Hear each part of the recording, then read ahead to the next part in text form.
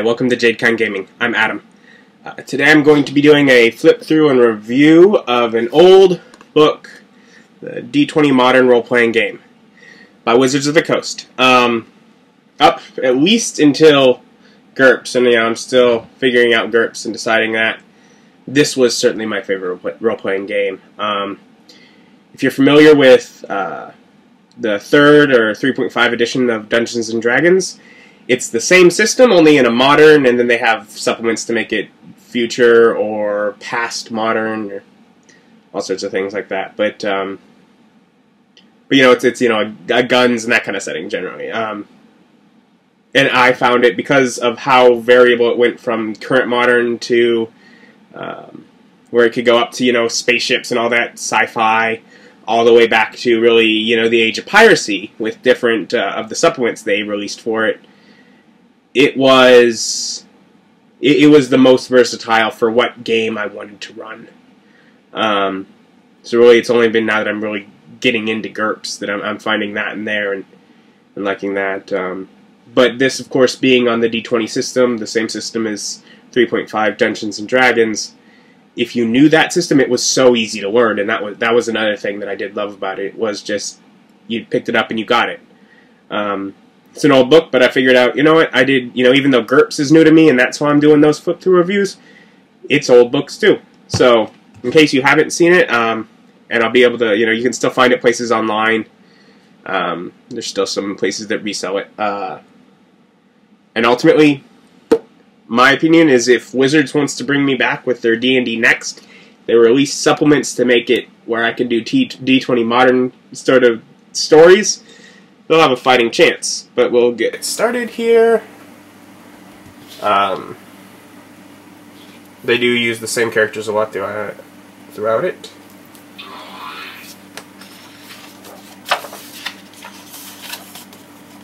There's table of contents. Sort of, I mean, it is in its own a role-playing game. It doesn't require. This is standalone. Doesn't require Dungeons and Dragons. So they do. They begin, like they would in the first book, where they just introduce the concepts of a role-playing game, as well as the character creation. They have essentially this 2-page spread is easy to follow for creating your characters. Same abilities: Strength, Dex, Con, Int, Wiz, Cha for your character as D&D. They have their different ways of generating them. Their level-dependent benefits, very much like D&D. The classes, at least the basic classes, those are different. They're, instead of being, rogue, wizard, etc., they are the type. They're essentially the stat, more or less, that they're relevant to. Is what your basic classes are. And of course, and they're only up to 10 levels. So after 10 levels, you do go into either an advanced or a prestige class. But at this point, essentially what they do is they go back and forth each level between a talent and a bonus feat. So you have your list of bonus feats, and then you have your talents in talent trees with certain prerequisites.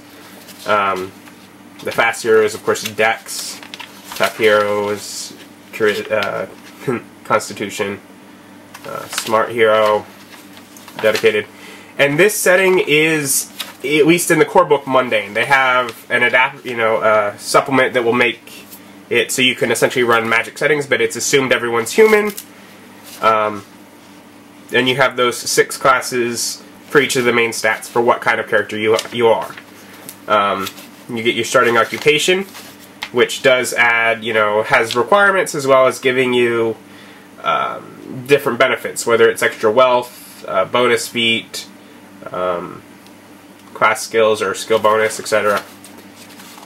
And of course your general things that you choose afterwards. Allegiance, which is a variant of alignment, and it's, instead of being a good person, you may be dedicated to a cause or a group, an organization, your country, etc.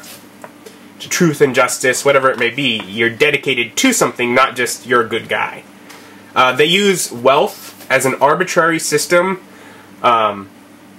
because in a modern setting it's not really just currency. You also have credit line and you know, all those, you know, you can have, you know, stocks, and essentially, so they have wealth, which is a abstract system to determine if you can purchase things or not, which is it's not the easiest thing to get used to, but once you do, it flows very easily. We of course have the rules for leveling up and multi-classing. They have skills, of course. You have your long list of skills. Yay! Many of which, knowledge,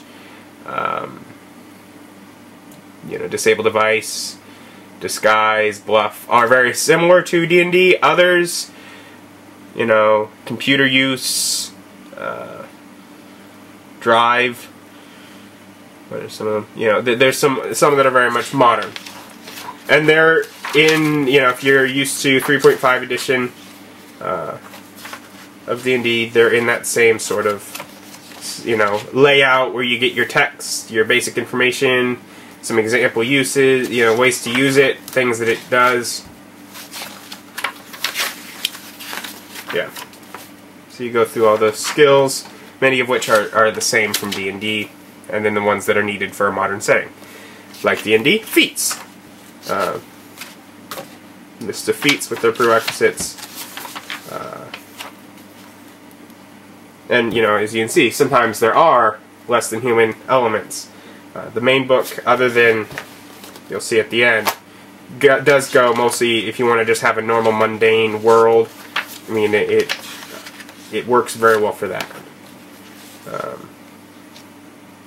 A vehicle expert hanging on the...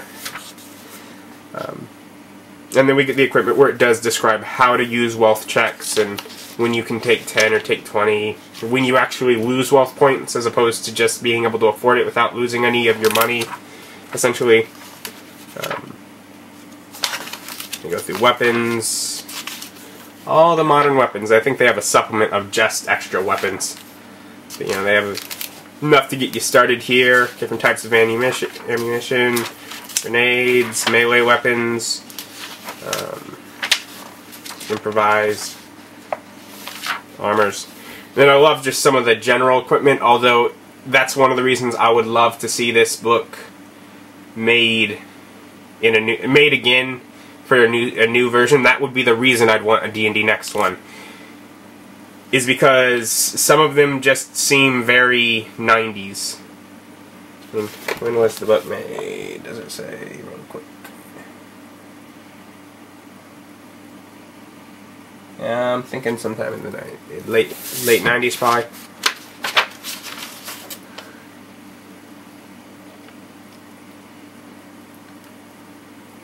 Mm, 2002. So, early 2000s. But, you know, just some of the prices for a cell phone, or, you know, if you get like the old PDA, which now our smartphones way outweigh that. There is nothing for a smartphone. That's unheard of. But, you know, just that sort of thing is not quite accurate, because just the way technology has changed for those items. But it is fun to have them. Carrying capacity. Then, of course, the vehicles, cars, motorcycles, trucks, water vehicles, military vehicles, and there's helicopters. It is, you know, a new version of the a whole role-playing game on its own, so it has its own section to go over combat. With an, you know, of course, not requiring a grid, but it goes over where you could very well use a grid. Different scales for chases compared to character scales for vehicles.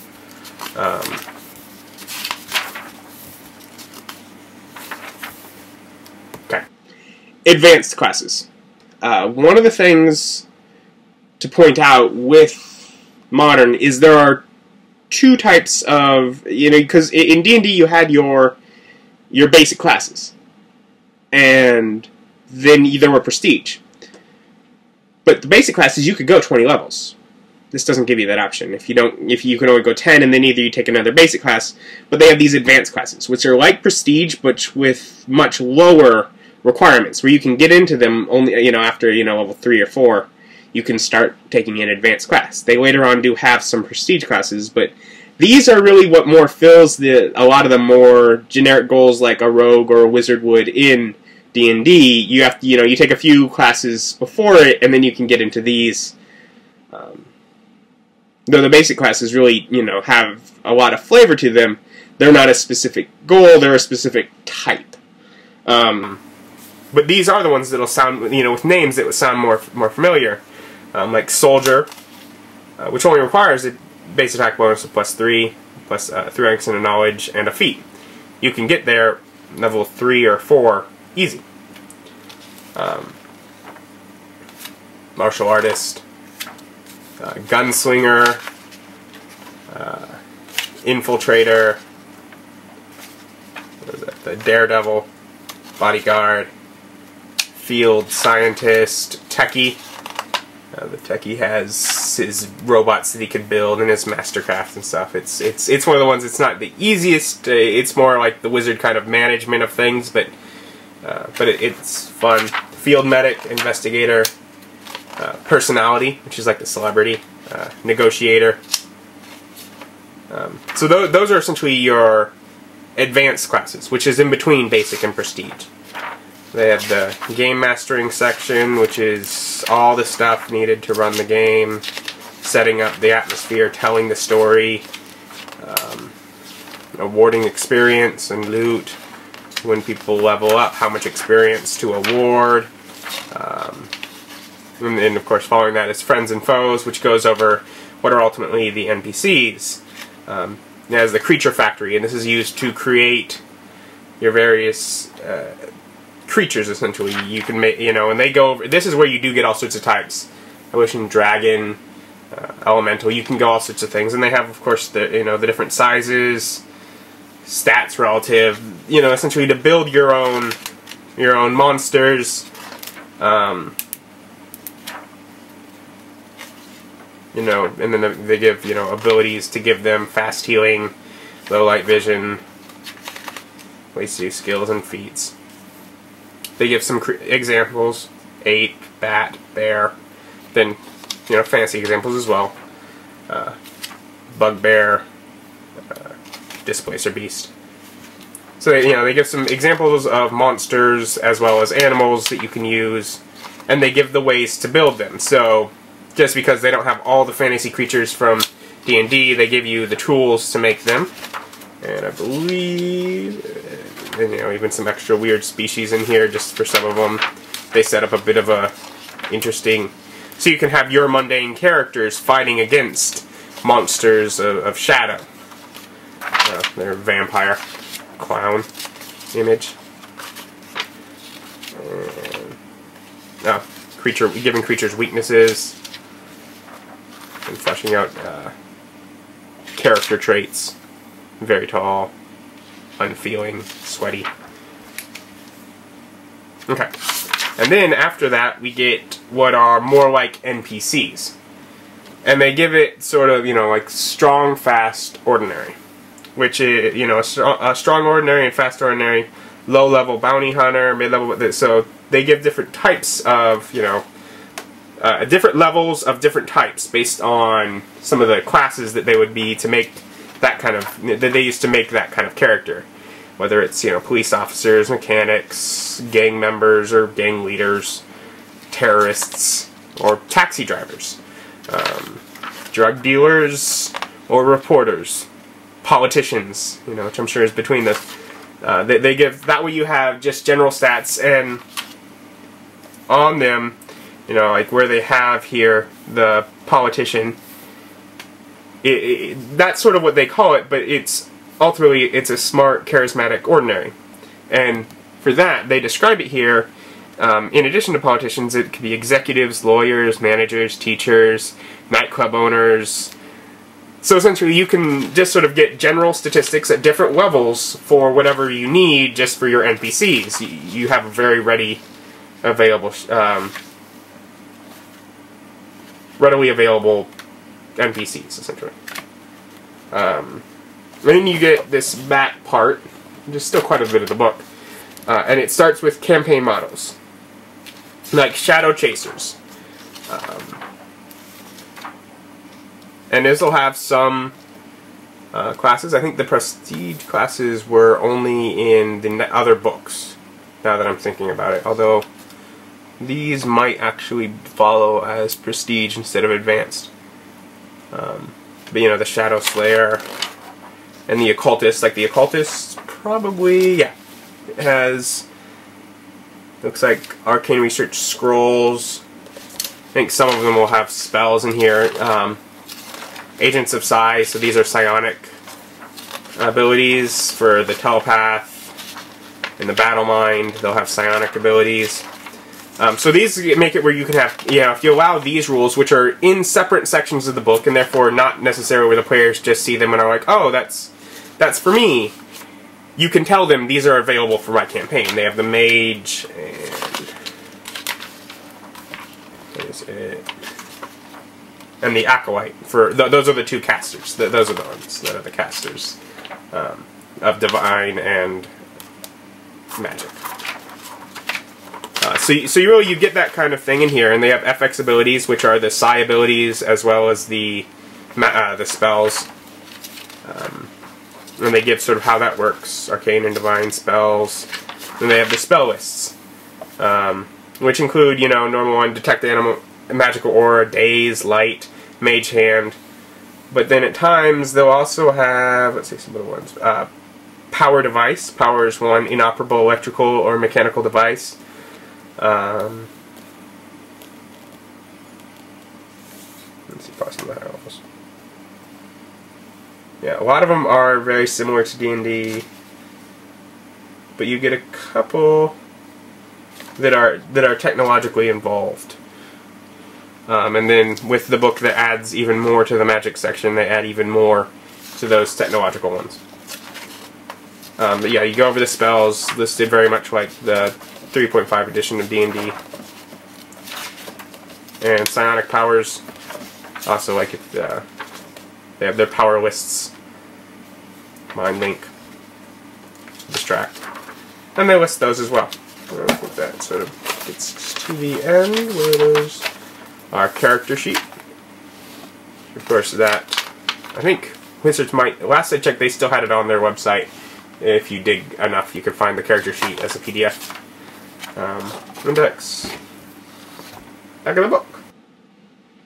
So that is, one of my, that has, been one of my favorite settings for, my favorite role-playing games, really, because the settings can be quite varied.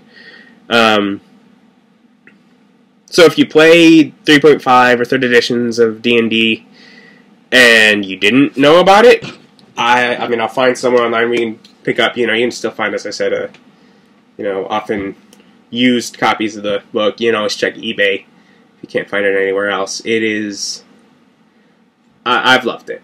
But yeah, it's D20 Modern.